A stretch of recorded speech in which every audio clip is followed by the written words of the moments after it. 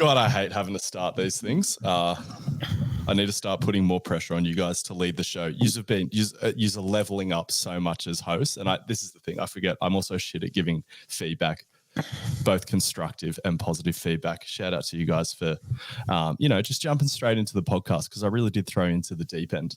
But you're a swimming, boys. You're a fucking swimming. But I need someone to competitively butterfly their way out in front of me and take the lead on this thing. Not tonight, but, over time. Next one. Yeah, exactly. What's been going on? How is everyone? I wrote down some notes. Actually, Jacob, you go first. Yeah, good. Run today. Had a big day today on the tools in regards to GPP. So I did the GPP workout today out in the track. Session? Then went in. Oh, nice. I went and did the Tuesday, the 100 meters into some broad jumps. And then did some sled work as well.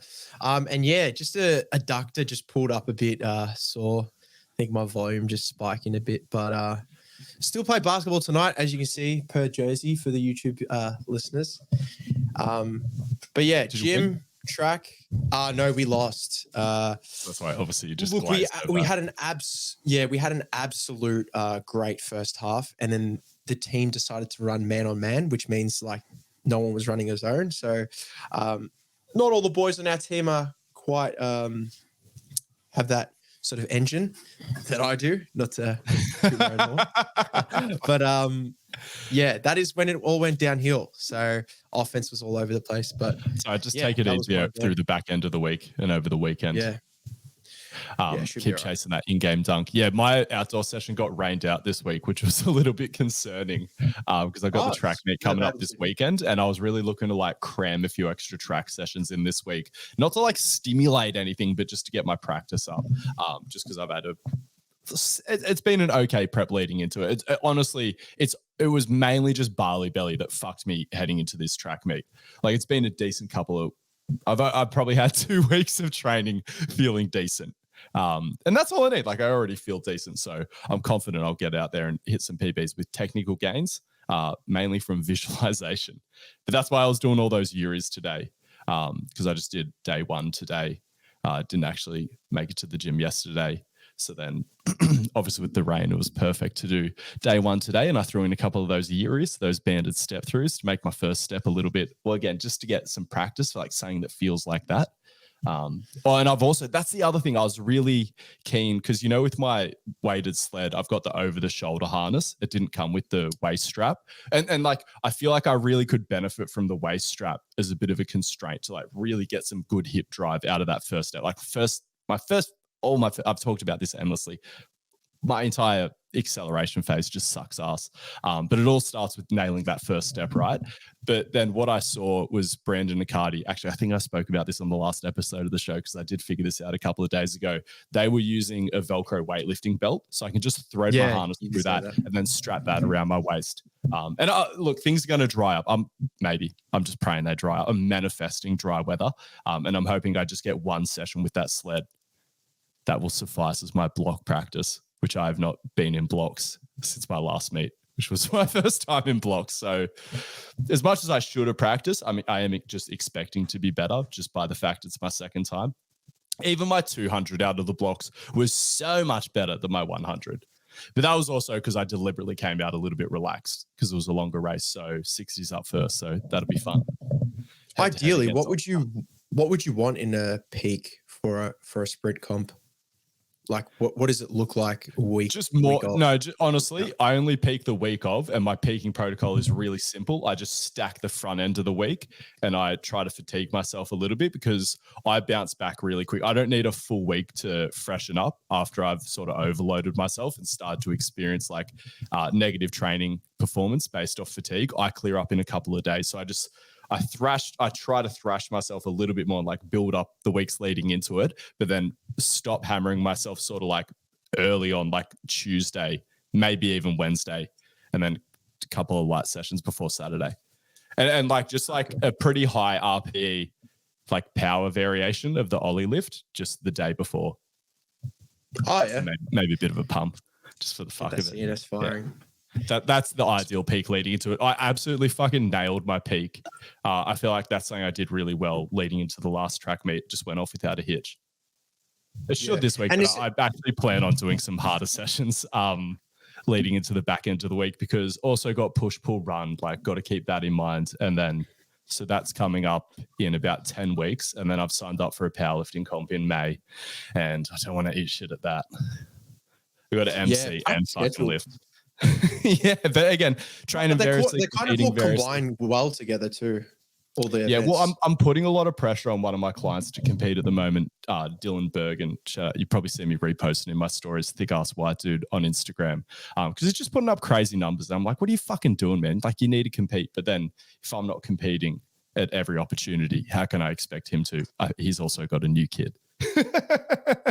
So his life's got more complicated, but trying to get this man a full trophy cabinet that he deserves. Yeah. But other news, I finally decided to just delay the doing the education site until after these seminars are done. I was getting really down on myself, honestly, for a couple of weeks, and it's always bad when you're breaking promises to yourself, because like you can't even take yourself seriously. Because I kept saying like, education site's going to be ready before the end of the year. Education site's going to be ready like early 2024, and me just not delivering on that, I started to feel like shit, because this is going to be like I want this thing to be so fucking good, and I just want to do it properly. I'm like, I just need to put it back. Like I'll worry about it after the seminar, because I fucking love doing the seminars. It's fully bucket list shit for me. Also, there's coming up probably by the time this episode drops, close to a week out. So from the Sydney seminar, still a couple of tickets available. Also going to be in Melbourne the following week, and then Perth the week after that. So get your tickets. 2-day seminar with Brandon Accardi and Keane O'Brien. It's going to be fucking insane. But yeah, I'll get through all that. And then I'm taking a year off seminars and traveling for work. And I'm just going to put all my time into the education site. And I don't know when it's going to come, but that is my main focus. All the other aspects of my work and the business, I'm so happy with where they're at. I'm so happy with the GPP community. It's going to continue to grow. And like, there's still things we need to do there, but I feel like I've got a good handle on it. I feel like I've got a good handle on my client roster. I feel like I've got a good handle on content creation. Like I said, there's just, and I did the shirt run. Like I've done a lot. Again, it sounds like I'm trying to fucking justify things. But it's also because, I see the potential in everything that we're doing, and I feel a lot of pressure to just, do it now. And obviously you guys have been contributing so much. Like, again, the more yous do, I feel like yous have been contributing to a lot of the growth, especially lately. And then that makes me want to work harder as well. So, but we all need to manage things. Yeah. So and I mean, instantly, as soon as I just put it off, it felt so much fucking better. I'm like, right, I actually have a handle on everything now. Like, just went from like really feeling like shit purely just because of some like idea I came up with in my head, which I'm gonna turn into a thing that exists in reality. But it's like this thing I just made up in my head that I used as a tool to just beat the shit out of myself while I was doing a bunch of things that I'm actually quite proud of. But yeah, anyway, feeling heaps better. Nah, sick. Yeah. Yeah, sorry, it should be good for fucking ages there. The product that you will release is going to be sick, because like you're like the middle of the big spider web that is GPP. So hopefully you get some sick people on there, and spread the gospel of GPP to the masses. Yeah, this stuff isn't available anywhere else. This is like, there's some stuff, the concepts that other people cover, because obviously there's just broad concepts, and I do want it to be like I want it to fucking cover everything. Obviously it's going to take time to build out, and it will be released. Like, it's not going to be fully complete when I release it. I just want enough content on there so it speaks for itself as soon as it is released. People are like, oh, this is something I can sink my teeth into, and just knowing that there's going to be more coming, like initially probably weekly, I guess, but then probably on a monthly basis is like a good pacing, I think. I guess it depends how long it has been. And we'll see what it turns into over time. But yeah, the vision I have for it now, I'm really excited about. And Jacob's going to be contributing to that.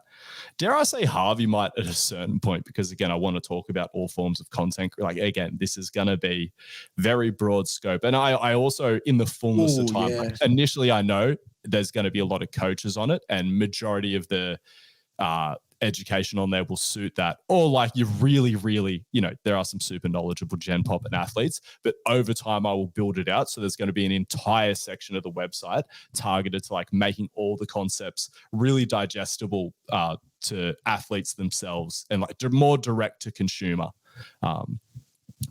And that will also then be good for beginner coaches, because again, it's the same sort of information that like people that are not trainers that are interested in coaching themselves, or athletes that aren't trainers that are interested in coaching themselves, and also new trainers will benefit from that stuff before they graduate into the more complex stuff on the site. Yeah, you could even do like a leveled system for them, but no, it'd be good just to start with just open concept. But yeah, and when you're really so many rabbit holes.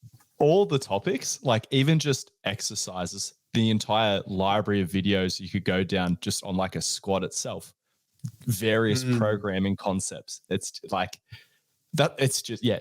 And that's why it doesn't come about yet. There's so much fucking content to plan and then produce it all. I've mapped out a lot of it at the point of like dot points and things like that, like just written out like just a bunch of topics, because I'm like, oh, what are the things that I'd like to be on the site as soon as it's released? And I think there's like 20 videos ideas, and then like probably like closer to 40, and then maybe like 10 to 15 I've planned out, but I'm going to stop raving about it. This isn't interesting for people to listen to. Let's get into the run sheet, unless Harvey has any crazy life updates. But no, I will say I edited a bunch of that podcast today, the one that came out today, and I got to say I fucking love StreamYard thus far. Wow. Oh, let's go. True. Yeah. And like at this stage, tell everyone about those updates. Yeah, at this stage, I fucking love it. We'll see, because we used to love Zencaster, and we used to love Riverside, but damn, I keep forgetting. I'm so shocked that you didn't find this. But again, you were explicitly looking for podcasting things, whereas what is this? This is more of a streaming service, which obviously can do what we needed to do. Okay. Yeah, I also, it might be new or just like kind of risen to prominence. It's just crazy to me how many of those studios we went through and we finally got the OBS set up that we were really in control of. But then all of a sudden there is an online solution. Like there had to be. Yeah.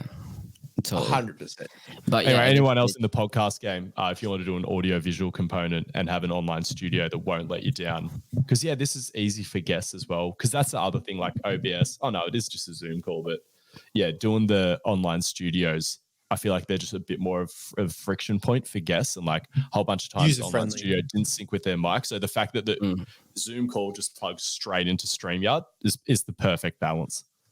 Yeah, and as soon as I share a video, it instantly goes to the shared video format. I don't know if you saw Harvey while editing the video, but it's beautiful. Wait, sorry, I forgot. This isn't a Zoom call. You did send me a link. Sorry, I've been on Zoom all day. Oh.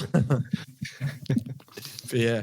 I was used to the OBS plugging it into it. Yeah, so that's an amazing upgrade. Shout out to Jacob for championing that. And it's also streamlined Harvey's editing process. So he's not going to discount his rates for podcast production, but if you're interested in a really efficient and high quality means I can make a front end to back end podcast production and distribution, inbox Harvey on Instagram. I'm sure he's got his details in the show notes. They're all in the show notes, which I just updated today as well. Beautiful. But yeah, so the theme of this episode was meant to be talking about not me overcoming mental health issues, but actually the NRL season that's coming up, because, and just a few other topics surrounding the NRL. I know we have a pretty international listener base with this podcast, but it's the National Rugby League. It's the biggest sporting league in Australia. It's the one that I'm most interested in out of all the team sports in Australia. And just going to do a bit of a talk about, like, contextualize the season and give you a bit of a season preview. And for our Australian listeners, I don't know if this stuff will be interesting to the international listeners, but the NRL is making some international moves because it is a world game. It is and it isn't. Like, it's definitely not a world game in the sense that soccer is or that cricket is. What are other, like, truly world sports? I would say, like, basketball. Basketball, yeah. I mean, I think it depends. I mean, rugby's pretty world. Oh, rugby is a world game, absolutely. Yeah, I think rugby league's an interesting one. Rugby league, it's just not quite there. So the ones that I know of, it does exist in some level. I think maybe in like college in America, or there is like small, like an amateur scene. Obviously, they've got rugby over there, like because the Olympics has done a lot for that. In the UK, it's like pretty big in the north. In England, it's pretty big. It's just quite that's what I mean. Like it's quite specific. The regions it's big in, you know. And I like, don't know if there's any in mainland Europe. I could be wrong. Off the top of my head, I don't. Oh no, I think there's not some in France. There's a lot of rugby. They love their rugby. That's the thing. Mainland maybe that's Europe, something of rugby. But is that not what? Oh my God, what's that guy's name? Didn't Todd Carney go to France when he got sacked from wherever? Yeah, I think he played rugby. Oh, okay, right. Yeah, they can. A lot of those guys can switch over. Don't get me wrong. There's like definitely like skills that are specific to it, like with the rucking and stuff like that, and like lineouts participating in it, and slightly different rules. But it's if you're a weapon in one of them, it's like you'll be a weapon in the other one. Yeah, and I think it's I don't know. It's also just I think rugby league is one of those games that like. And again, maybe this is me coming as a bit of an outsider anyway, but I think it's one of those games that's kind of difficult to understand a little bit.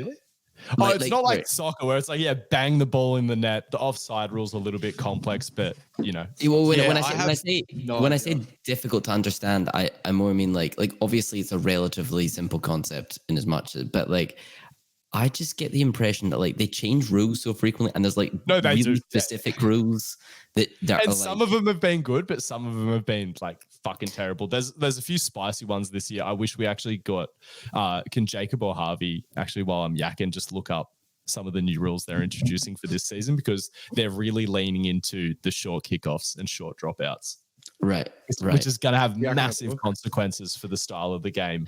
And that's the thing. They've been changing a lot of rules recently, which, doesn't do shit for growing the game, because as Harvey, you're alluding to, it's just really hard to wrap your head around, other than like the basics, like, they're obviously trying to score tries and like run past each other. It's like very clear where the offense and defense is. But anything past that gets pretty complicated pretty quick. So what's been happening, just to lead into this conversation, over the last couple of years is they've really sped up the game to the point where like the score lines were just going crazy. So instead of stopping the game when there was a certain type of very common penalty, any sort of ruck infringement, which is where you like hold them down too long or interfere with the play of the ball or just any sort of general nonsense, instead of stopping the game, the ref would just blow a whistle and it would be another 6 tackles. So it just led to a way faster, way more snowbally game. There were like so many score blowouts. Like we never saw so many games over like 40, 60 points.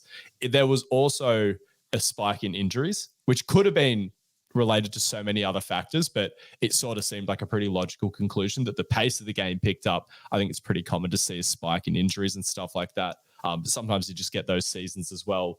But for the fair, it's just fucking phenomenal. I can't remember what the adjustment was, but they did something to sort of slow it down a little bit. But then last year, something that happened, or it may even been the year before that, a lot of teams just started leaning into a short dropout, because in rugby league, it's really, you lose a lot of momentum if you get tackled very close to the line, because what happens normally in a tackle is you get 10 meters of space to get some momentum before you run into the opposition. But if you're within 10 meters of the goal line, they can only go as far back as the goal line. So if you're like 3 meters away, the defense is like already up in your face. And it's surprisingly, like, don't get me wrong, plenty of tries have happened. Guys just bust through, but teams over the years have really nailed that goal line defense, especially when they're up close. So they're just like, it's just for some reason why did that lead to the short dropout? Oh, sorry. No, that's why they were doing the short dropout so they wouldn't have to deal with the team coming at them from like 20 or 30 meters away, because then by the time you get close to the goal line, like you want to just get through that spot with momentum. You want to do something, you want to break the line like before 10 meters out is basically like a thing. Like I said, anyway, so that led to a bunch of short dropouts. But now they've changed rule. It used to be if you kicked it out on the full, which is a big risk of the short kickoff, the other team would get a penalty. They're removing that, and it's just a restart now. So, and that's for kickoffs and goal line dropouts. So it's just like, it's just a freebie. Why not fucking go for a really risky short kickoff every single fucking time? So that's going to be really interesting. And how that sort of affects it just means a lot more turnovers, and it means a lot less repeat sets. So it's probably going to make the game really grindy again, which I don't really like as a fan, because the last few years it's really sped up with a lot of the changes they've made. And like I said, it's just such a good product when it's fun. Like, imagine if you could, Oh, I don't know. It's like you don't want to fuck with soccer because it's already like the biggest sport in the world. But imagine if they just like made the goal bigger, you'd be like, yeah, more goals, fuck it. I know, sorry, soccer fans are probably tearing their hair out. Like, listen, but again, there'd be some part of you like, okay, this could be exciting. But yeah, so let's go on. Reactions. No, go for it, Jacob. No, you go. Oh no, I was just gonna say like I mean, what you were saying about us having an international audience. Do you think it's worth like really roughly trying to explain what the game is? So pretty much everyone in the audience will be familiar enough with rugby union. It's rugby union, except in rugby union, when you get tackled, you can get tackled as many times as you want, and you've just got to get the ball to your team. Like all your guys hop on and try to remove the defenders. All the defenders can try to grab at the ball, and you get those like scrummy things. In rugby league, you get 6 tackles. And as soon as you're tackled, everyone just stands up and the defense goes back to their line, and you just roll the ball behind you to the next guy. And then you're off. You can only pass the ball. But like I said, all the rest of the rules are close enough to rugby. And so why I think they're making an extra push, there's always been moves to try to spread the game internationally, especially like the Australian Rugby League trying to promote the game internationally because we're the best at it and it's the biggest sport here.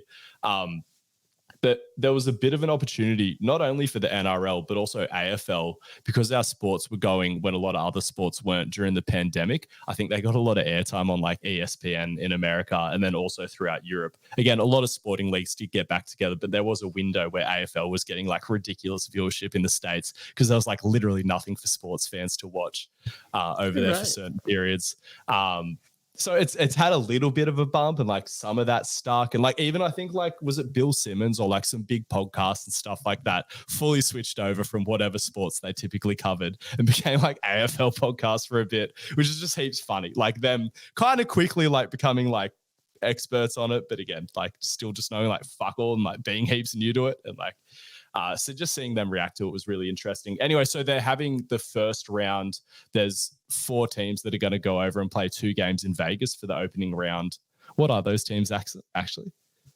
It is the Sea Eagles versus the Rabbitohs and the Roosters versus the Broncos. Roosters versus Broncos is a hectic game. Like Roosters had a pretty average end to the season last year, but they're just a rugby league institution. It's so rare for them to not be like fairly fucking strong and to have, again, like premiership potential in them or like at least, preliminary final potential in them. Broncos were wooden spoon like 2 years ago. And then last year just got their shit together and went on a fucking tear. They narrowly lost the grand final to one of the greatest rugby league teams, probably the greatest rugby league team we've ever seen, the Penrith Panthers. Straight up in the middle of a dynasty. They won their 3rd premiership in the row. But yeah, Broncos should be absolutely top of the game. Not much has changed for them over the season because obviously they got so close to a premiership. A lot of those guys are like, oh yeah, we need to keep this together. We've got so much momentum. But yeah, like I said, Roosters should be good. Roosters notoriously start the season a bit shit for an institution. But again, they just reliably get their shit together because they're so good and their talent pool's so deep.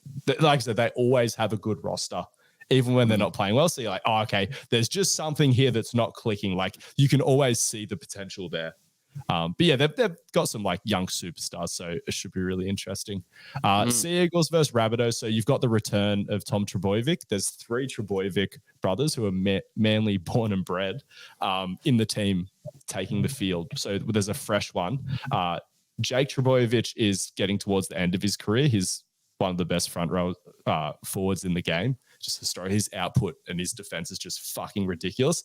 Tommy Turbo or Tom Trbojevic, he started out as a center and was just having like fucking MVP fucking seasons, just ridiculously strong, ridiculously fast, really good defense as well. As soon as he moved to fullback, which is a position that just involves a lot more mileage, he just started having so many fucking injuries. But when he's on the field, it's like he's there. Who's that guy that I fucking love from Norway, Harvey? Erling Haaland?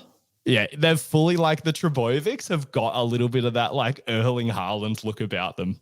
And frame, like the similar sorts of I'm sort of more describing Tom Trbojevic here. I don't know what the third brother's like. Tom's actually a bit of a what was the other one?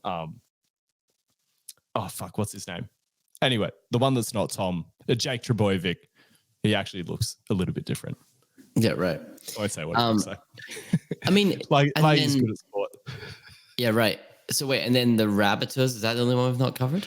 Yeah, Rabbitohs, again, rugby league institution, they have their ups and downs. Well, actually, yeah, they sort of got kicked out of the league about 20 years ago. Oh, no, they probably came back like 15 years ago now. They've won premierships since then, been in finals. Yeah, Russell Crowe like invested a bunch of money in them and revived that team because he was just a lifelong fan. Yeah, I mean, they should be strong. It does seem strange to me that they didn't take the Panthers to America. Like, if you have arguably... I think the Panthers were like, nah, we're in the middle of a dynasty. Don't give a fuck. I mean... I think they were just like, what's the upside? Because if there's any growth to the game, they'll benefit anyway by being the best. You know what I mean? If anyone sees that whatever happens in Vegas with all those teams, they're like, I love this. They're going to find out about the Panthers instantly and probably go buy Panthers jerseys. They are. That's and like, don't underestimate the impact of travel on them. Like you don't want your talent having to go over to Vegas, fly home. It's just like, oh. If it was my team, if I was Penrith, hell no. Other teams, yes, because you're absolutely right. The marketing potential, but just the Panthers are crushing it so hard right now. Yeah. And they need to, they have lost. So because once you've won the premiership, it's hard to keep the roster together because then everyone's market potential has gone up. And Penrith have done so well to plug the gaps and keep this dynasty going because it's actually been like 4-year stretch, arguably a 5-year stretch. That was shit 5 years ago. They came up a little bit. They got Nathan Cleary, who's like the next GOAT of the fucking game, and they've been developing. I've talked about how the NRL pulled out of a talent development center and around their area, and Penrith were like, fuck it, we'll fund it, when Phil Gould was in charge of the club. And that was literally when that paid off for them because they had so much homegrown talent on top of fucking Nathan Cleary. His dad, the coach, Ivan Cleary, so perfect fucking synergy there. Or they would have copped a lot of criticism if it didn't fucking work out. Then they made the grand final, but lost to the Melbourne Storm, purely just on experience. Like, they were top of the table the whole fucking year, made it to the grand final, but inexperience showed. Melbourne put like 4 tries on them in the first fucking 15 minutes. They managed to get back into the game, but the Melbourne Storm were never going to let them fully back into that game to the point where they got the lead. Then they've just won 3 in a row. They're about to go for their 4th. Yeah. They've done they've just fucking... Nathan Cleary as well, he did a bit of a Tom Brady. Like, he's really that sort of fucking athlete. Right. There was a period in the grand final. It was one of the most exciting grand finals. Yeah, if you're interested in seeing a good rugby league game, watch the 2023 grand final, one of the greatest grand finals of all time. There was so many lead changes. There was a lot of tries. There was a point where Brisbane got out 3 or 4 tries ahead, and Nathan Cleary had been having a bit of a quiet game, and he put the team on his fucking back. Like, he did a couple of these crazy kicks. So if you're eating shit in rugby league and you've got the ball, but you just can't get out of your end down the other end of the field where you can score, say you're stuck inside your foot. If you don't make it to 40 meters within 6 tackles, it's like you had a dog shit set of offense there. But if you kick from deep in the field and then it bounces in the field and then goes out after the 20-meter line down their end. So it's a huge kick and there's an element of precision and you're under pressure. Someone's trying to take your fucking head off. He nailed a couple of those, just got to march down the field, scored 2 tries himself, and then set up the other one. It was... And it felt like once he did the first one, you're like, oh, is he about to... He just had this look about him. And it honestly wasn't in hindsight. A lot of people said, they're like, oh, fuck, he's going to do it, isn't he?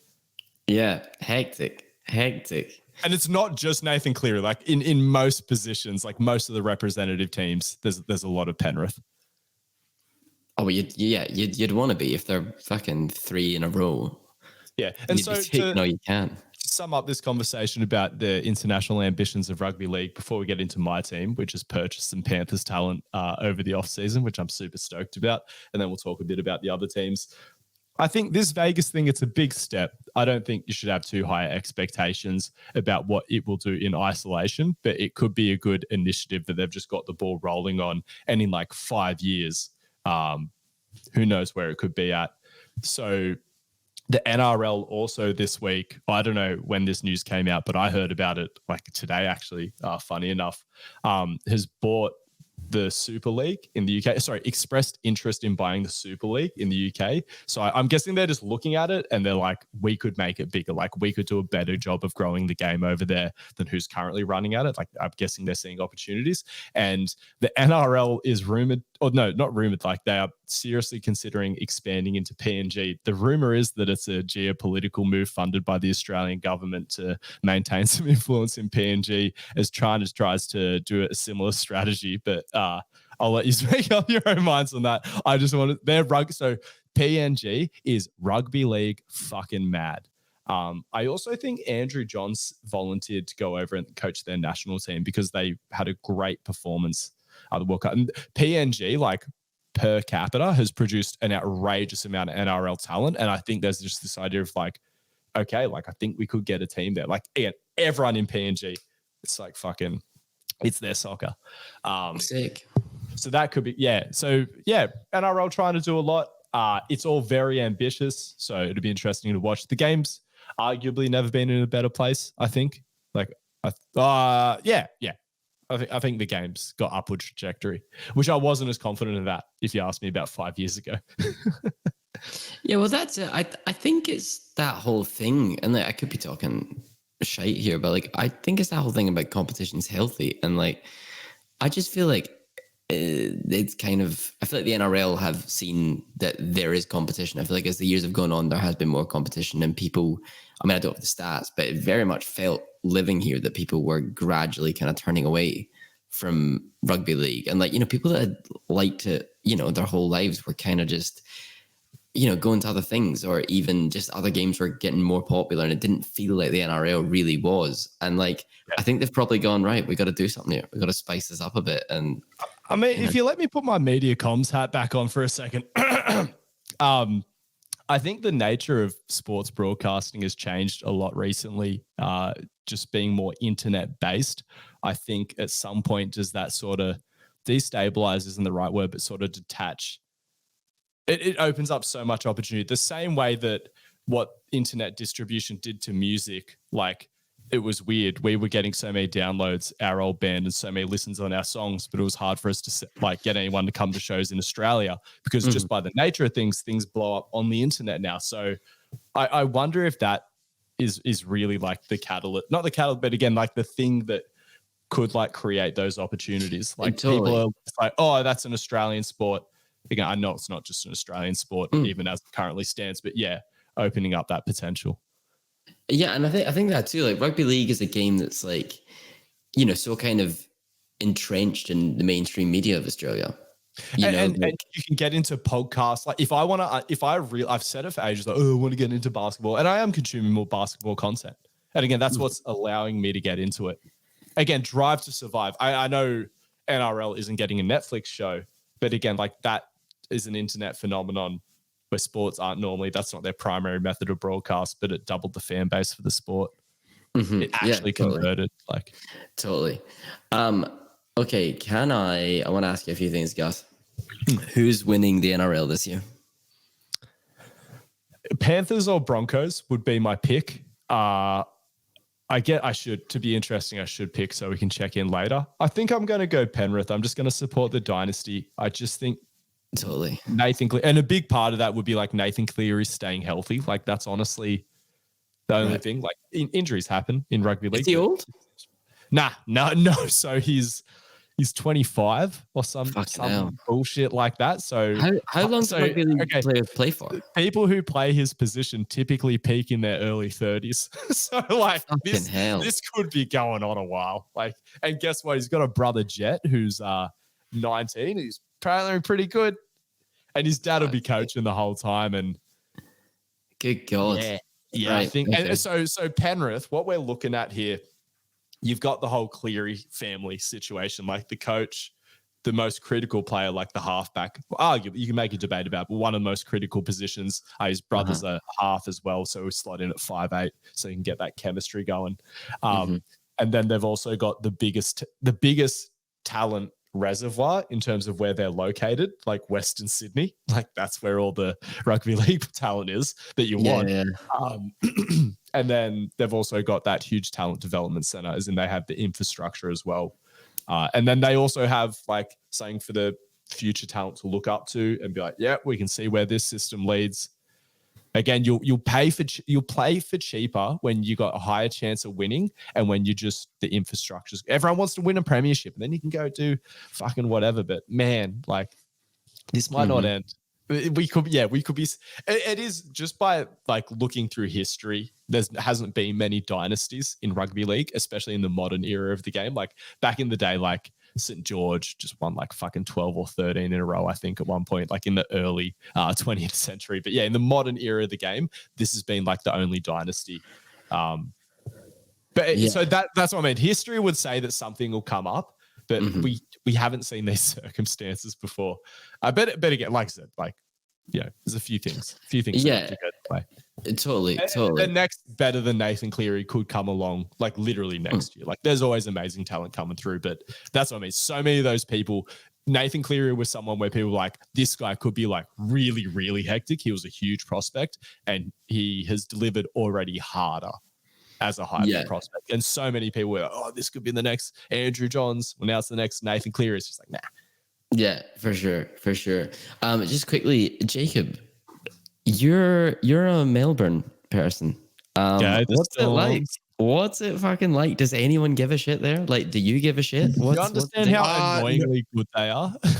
No, we're more AFL down here. I actually was always surprised when Gus says it's the most popular sport in Australia, because in Melbourne it feels like it's all AFL, but I forget that it's like not even the full population of Australia. So, it's crazy. No, we're pretty much all AFL fanatics. You know who Cameron Smith is? Cameron Smith? No. Yeah, that's so funny. I hope Oscar listens to this. Cameron Smith. Nah.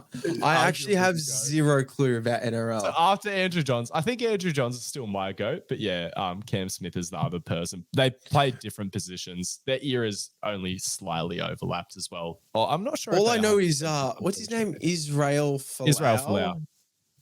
That's the only player I know. And he hasn't been in rugby league for a number of years. He spent a lot of time in Union. Right. He said some naughty things on the internet. God got in his ear. It was like, "Oh, say this." People will love it, and they didn't love it. Yeah, might not have been from God directly. He might have got a miscommunication from the big guy. So you've never been to do you know any people that like follow the Storm? No, even my cousin follows the NRL, but he doesn't even follow Storm because he cuts a lot of other players, because he's a barber. He cuts players' hair, so he goes for other teams. Yeah, that's pretty sweet. Crazy. Yeah, there's actually silence in Melbourne. Well, from my point of view, for the Melbourne Storm, I don't know. I could be talking out of my ass here. No, apparently you can live pretty anonymously as a rugby league player down in Melbourne. Like that's a bit of an upside for some people. You know, because in Sydney, you probably get hassled a fair bit. In Queensland, probably get hassled a bit if you're an NRL player. In Melbourne, you can just live a normal life on a really good wage. Random question, but somewhat related. Who does Gmo do S&C for? Tigers. How do they go? Don't worry about it. Okay. No, it's not Gmo's fault. They were eating shit. Actually, I'm not employed by the Tigers. They were eating shit for a long time before Gmo got in there, and it's got better. His department's fucking sorted. They're looking quick. They're looking resilient, and they've finally they've been circling the drain for so long. The issue was just deep structural issues in the club. Losing for a long time just does terrible things to an organization, and there was arguably. Like I said, it was a lot of organizational issues. A lot of good talent was going there for a bit as well. Like they got to the point where they'd cycled through enough players. It's like, man, really good players have come here and gone to shit. And it just probably looks like they didn't actually go to shit physically or whatever. They were just like, no, fuck this team. Like, it's just, this is a horrible experience working here. That was the sort of relatively new team. Because they weren't like bad attitude players or anything like that. Like, a couple go through there, but then when enough have been through there, they've performed well at a number of other organizations and are still in the prime of their life. You're like, okay, there's something like deeply up here. But they've finally just gutted the organization, got in new management and stuff like that. They've got a new coach as well, Benji Marshall, who is a Tigers legend. He won a premiership for them, absolute legend of the game. So it could still be rough for a good couple of years, but at least they've admitted it's a rebuild now. And again, it's good to hear it early in the season because a lot of teams will get halfway through the year, be getting licked and they're like, oh no, it's because we're in a rebuild. Whereas if you're just putting your hands up and be like, hey, this could be a rough one. So it's honestly, look, it could also be the Dogs. The Dogs this is our rebuild. We're sort of in the second or third year of a rebuild, depending on how you look at it. We were circling the drain for a bit too, but then, we kind of bit the bullet. We've made some changes. I don't know if we'll crack the 8. Could be rough. We did get some really good talent. The roster was decent last year as well. I feel like the roster was actually maybe top 8 potential. No, it was top 8 potential. But again, just with the organization being a shit show, didn't have those expectations. It was never going to deliver to the fullest potential. Hopefully what we're seeing is, again, roster improving again. It's it's definitely a top 8 roster now. I don't know if we're going to get there yet in terms of putting it all together. Something else we should talk about with the theme of like talking about all the expansions. There was a team added last year, the Miami Dolphins. No, Redcliffe Dolphins. There's a Miami Beach in fucking on the Gold Coast. Okay, excuse me. And obviously the Miami Dolphins. Dolphins. Is that Sydney team? It's in Queensland. So Queensland has they're huge on fucking rugby league. Like some would argue more than New South Wales. So they just needed more teams. There's plenty of like organizations that just didn't have an NRL team. Like there's a lot of pro rugby up there. Or maybe it's amateur, semi-pro, whatever you call it. Redcliffe Dolphins, I think, are one of the biggest clubs as well. So that's why they were a good candidate to have an NRL team. It's an area where there's a lot of rugby league fans. It's potentially crying out for a new team. And they had a lot of the infrastructure there. They also managed to sign Wayne Bennett. So what they didn't manage to do with their opening season, which made everyone nervous, because the opening season, it's like, Jesus Christ, like how hard is that to just like start an NRL team? They got Wayne Bennett, who's arguably a GOAT coach. He's won premierships with numerous clubs. I think he's won premierships with 3 different clubs, but they didn't get a marquee player. Like they had a full salary cap, and usually what you try to do, you might get a few players to then get a marquee player, be like, okay, this is what we're working with. But obviously you'd look to sign the marquee player early and then leverage that.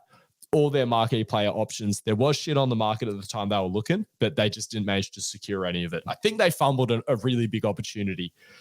The roster was so fucking average, but Wayne Bennett is a fucking magician. They actually won like 6 games in a fucking row or like close to that to start the season. I forgot. Everyone was like, fins up. Like, everyone was getting into it. No one hates the Dolphins yet, right? They haven't done anyone dirty. It's a clean slate. So people were expecting them to go out and get smoked because all the talk before the season was like, these guys are gonna eat absolute shit. They went on an absolute tear at the start of the season. What fucked them over is they didn't have depth. Like they already had a pretty average looking roster, but it was okay. Like they were NRL quality players, but as soon as and you're just going to get injuries throughout the season. It's a matter of when, not if. And they just lost too much of their talent and they didn't have the depth just sitting on the sidelines or anything like that. This year, again, they've had an opportunity, sign more good players, should be better. I think they might have lost Wayne Bennett. I'm not 100% sure. But then they've got Des Hasler. I can't remember if that's true or not. That might be bullshit. But right. So that'll be interesting to sort of watch them. And that's the thing, being like my team, like has just been eating shit for so long. I'm like, I can piggyback on the Dolphins. Oh, fins up. Hell yeah. That's what I like. Totally. Okay. Who's coming last? Tigers, Dogs, or I think the Dragons should be better. Should be. Dragons? Yeah. Look, if the Dragons collected the wooden spoon, I wouldn't be like, oh my God, how'd that happen? But I think I just don't want to do it to the Tigers again. Matt, if you're listening, I'm so sorry. No, whatever. He's calloused at this point. Yeah, whatever. What about the Titans? No, they have been underperforming. And again, they underperformed last year. What sign? They should be better. The league, as much as I said we've never had dynasties and Penrith are just shitting on everyone, it really is hard. If you ask me who's the top 8's going to be, I would really, really struggle. It's so hard to find 8 teams where you're like, oh, there's always like at least 2 or 3 teams where you're like, wow, I'm putting them out of my 8. Even like I said, don't let me saying the Panthers have been super dominant through this era make you give you the impression that it's been a boring competition. It's just, like I said, it's in a phenomenal place where it kind of has a dynasty team like that, because I think that is good for the game to a certain extent, but it is also competitive. Is there any Western Australia teams? Nah. No? Wow. There's leaving that for AFL. Yeah, crazy. Maybe, like, I'm assuming if they get shit going in the US, PNG, by the Super League, they'd be like, all right, let's get something going in totally over WA. Totally. Okay, so if we had to pin you down for one, who's coming bottom?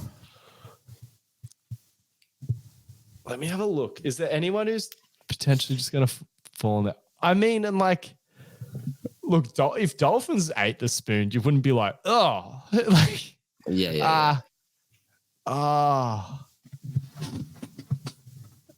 Especially, I just West Tigers. Sorry, yeah. Let me West Tigers. Hard pick though. Honestly, hard pick. I just googled the Dolphins really quickly, and I don't know if this is full of shit, but it says here the manager is Mark Hutchinson. No, go coach. Oh, is that a different thing in the old rugby league? You're not in Europe anymore. Come on. There's more to do than just coach. It's such a posh thing in soccer. A manager. Well, quite often the manager doesn't have much to do with it. He wears a suit. No, actually, they give sprays. There's some proper Brexit geezers coaching EPL teams, right? Brexit geezers. Yeah, no, it's more just the case of like even Alex Ferguson, like the most famous, like probably the best film manager of all time. Like apparently he was like very rarely on the training ground. He just like he was the manager. No, he was the manager, and then he like hired coaches, and they had like coaching staff, and he was like the manager.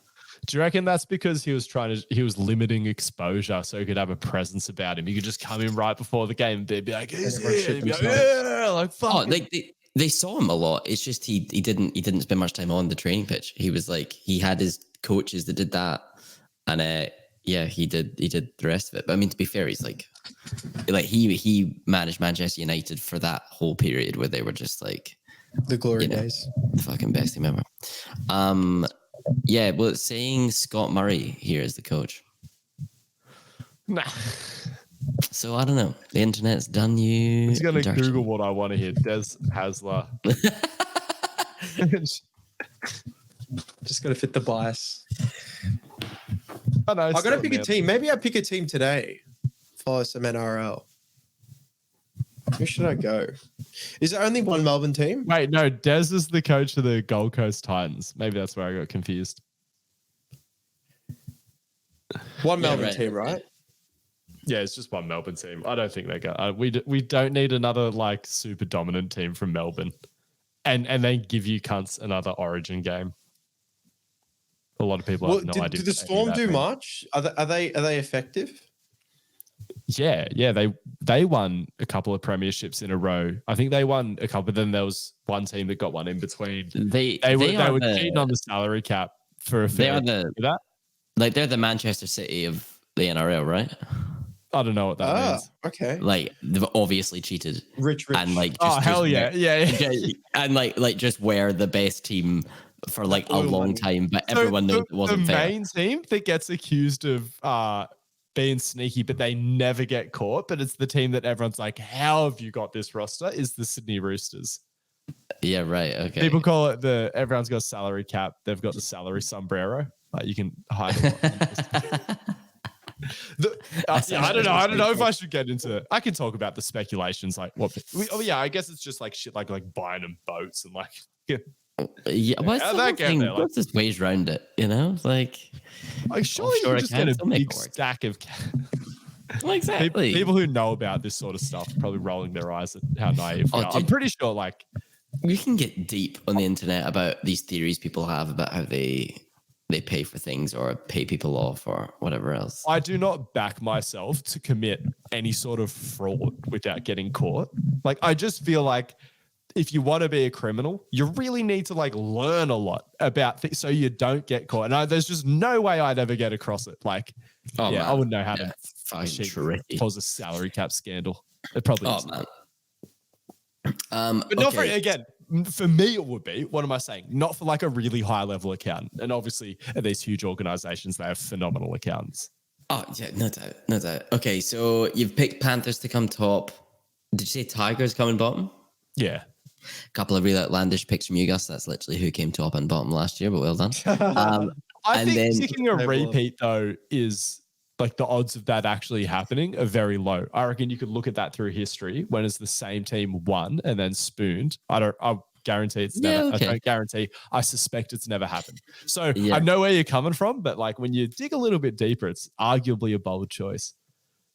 Oh, that's why they use that stadium. Oh, I just realized why they used Amy Park. It's for Melbourne Storm. Yeah, crazy. Yeah, I'm cool. All right, guys, is there a surprise package team to look out for this year?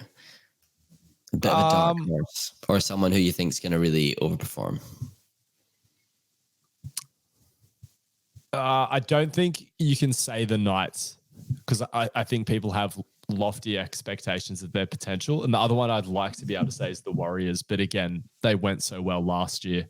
But it's just that, again, they've a year or two before this, both of them were really battling. Eels should be able to get their shit together.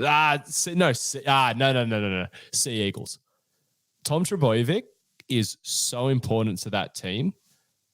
And he didn't play much last year. He was off the whole fucking season. He was on that team, absolutely premiership potential. Hectic. Okay, sick. Didn't they come last? No, Sea Eagles came 12th. He could literally march them up the table, and they got another one.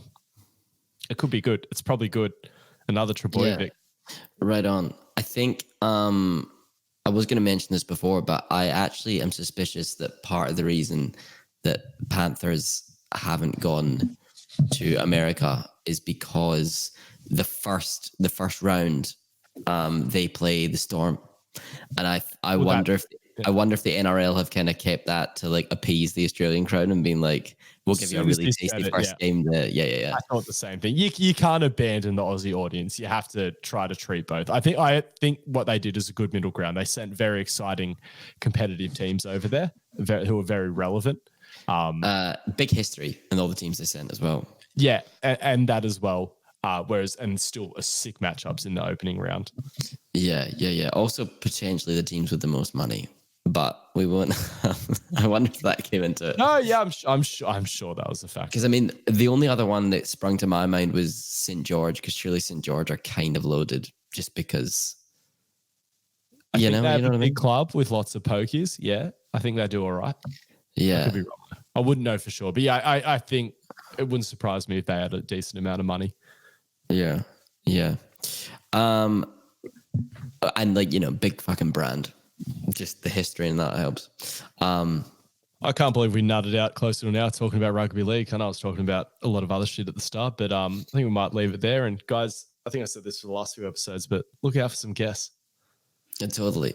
But yeah, I think all this being said, because we did kind of try and cover a lot in this episode.